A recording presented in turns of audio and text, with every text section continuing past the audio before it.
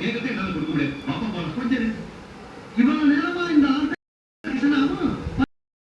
நம்ம வீட்டில் சுட சுட காலையில் தோசையும் சாம்பாரும், கேரட்டு, முருங்கைக்காய், சின்ன வெங்காயம் போட்டு அவரைக்காலாம் போட்டால் சாம்பார். இது சாப்பாட்டு சாம்பார் தான், சாப்பாட்டுக்கும் சூப்பராக இருக்கும். நம்ம வீட்டில் அரைச்ச சாம்பார் பொடி போட்டு தான், இது தேங்காயெலாம் நான் அரைச்சி ஊற்ற மாட்டேன். சூப்பரான நம்ம வீட்டில் சாம்பார் ரெடி ஆயிடுச்சு.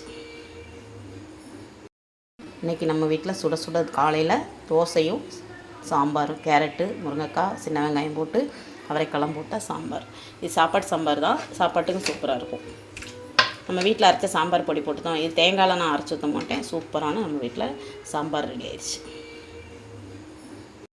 இப்போ நம்ம வீட்டில் தோசை ரெடி ஆகிடுச்சு. நான் கல் தோசை மாதிரி தான் ஊற்றிருக்கேன். எங்கள் பாப்பாவுக்கு மட்டும் தான் கொஞ்சம் இலசை ஊற்றிருக்கேன். எனக்கு இந்த மாதிரி சாம்பாருக்கு, இந்த மாதிரி இதுக்கு தக்காளி தொக்குக்கெலாம் வந்து இந்த மாதிரி ஊற்றினா சூப்பராக இருக்கும். இப்போ சூப்பரான சுவையான நம்ம வீட்டில் கேரட், அவரைக்காய், முருங்கைக்காய் போட்ட சாம்பார் சூப்பராக இருக்கும். இந்த சாம்பார் எங்களுக்கு தோசை இருக்குன்னா 3 வேளைக்கு கூட பிள்ளைங்க சாப்பிட்டுக்குருவாங்க. இப்போ நம்ம வீட்டில் தோசையும் சாம்பாரும் ரெடி ஆகிடுச்சுங்க. இதே மத்தியானத்துக்கு கூட நம்ம வச்சுக்கலாம், நல்லா தான் இருக்கும். சூப்பராக நம்ம வீட்டில் டிஃபன் ரெடி ஆயிடுச்சு. இந்த பக்கம் தோசை எடுத்துக்கலாம். முறை தோசையும் ரெடி ஆயிடுச்சு.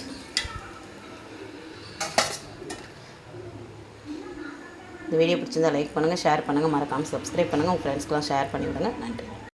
இன்றைக்கி நம்ம வீட்டில் காலையில் பார்த்திங்கன்னா வருஷப்பிறப்பு பொழுதும் சாம்பார் தாங்க. சூப்பரான காலையில் டிஃபன் தோசைக்கு சாம்பார் காய் என்ன போட்டிருக்கேன்னு பார்த்திங்கன்னா முருங்கைக்காய், கேரட்டு, அவரைக்காய் போட்டிருக்கேன். அவரைக்காய் போட்டு சாம்பாருங்க. இன்றைக்கி துவரம்பருப்பில் சாம்பார் பார்த்திங்கன்னா ரொம்ப டேஸ்ட்டாக இருக்கும். நான் வந்து பருப்பு, தக்காளி நீங்கள் எப்படி செய்வீங்கன்னு எனக்கு தெரியாது. சாம்பார் எல்லாருக்கும் தெரியும், ஆனால் சொல்லுவீங்க சாம்பார் எனக்கு தெரியாதா அப்படின்னு.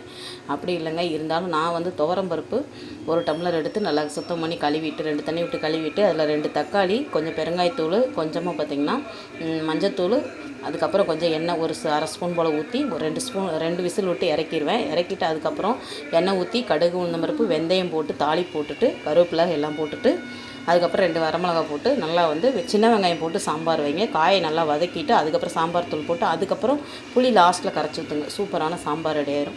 இந்த பக்கம் தோசை ஊற்றுறதுக்கு மாவு கரைச்சி வச்சுருக்கேன். தோசை ஊற்றிக்கலாம். இப்போ நம்ம வீட்டில் தோசை ரெடி ஆகிடுச்சு. நான் கல் தோசை மாதிரி தான் ஊற்றிருக்கேன். எங்கள் பாப்பாவுக்கு மட்டும் தான் கொஞ்சம் இலசை ஊற்றிருக்கேன். எனக்கு இந்த மாதிரி சாம்பாருக்கு, இந்த மாதிரி இதுக்கு தக்காளி தொக்குக்கெலாம் வந்து இந்த மாதிரி ஊற்றினா சூப்பராக இருக்கும். இப்போ சூப்பரான சுவையான நம்ம வீட்டில் கேரட், அவரைக்காய், முருங்கைக்காய் போட்ட சாம்பார் சூப்பராக இருக்கும். இந்த சாம்பார் எங்களுக்கு தோசை இருக்குன்னா 3 வேளைக்கு கூட பிள்ளைங்க சாப்பிட்டுக்குருவாங்க. இப்போ நம்ம வீட்டில் தோசையும் சாம்பாரும் ரெடி ஆயிடுச்சுங்க. இதே மத்தியானத்துக்கு கூட நம்ம வச்சுக்கலாம், நல்லா தான் இருக்கும். சூப்பராக நம்ம வீட்டில் டிஃபன் ரெடி ஆயிடுச்சு. இந்த பக்கம் தோசை எடுத்துக்கலாம். முறை தோசையும் ரெடி ஆயிடுச்சு.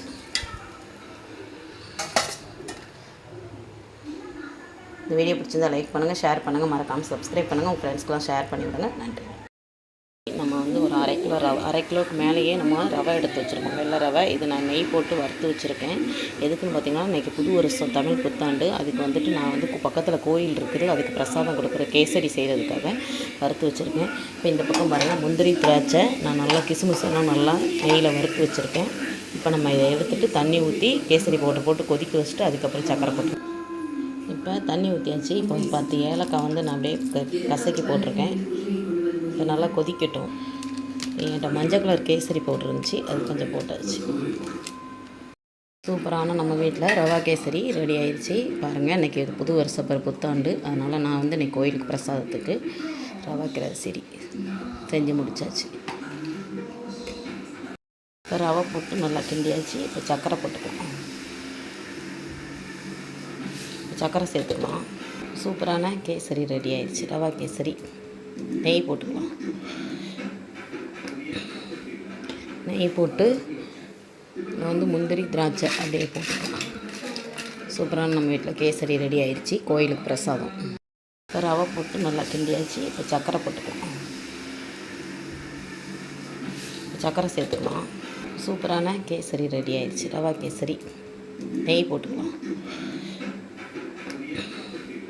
நெய் போட்டு வந்து முந்திரி, திராட்சை அப்படியே போட்டுக்கலாம்.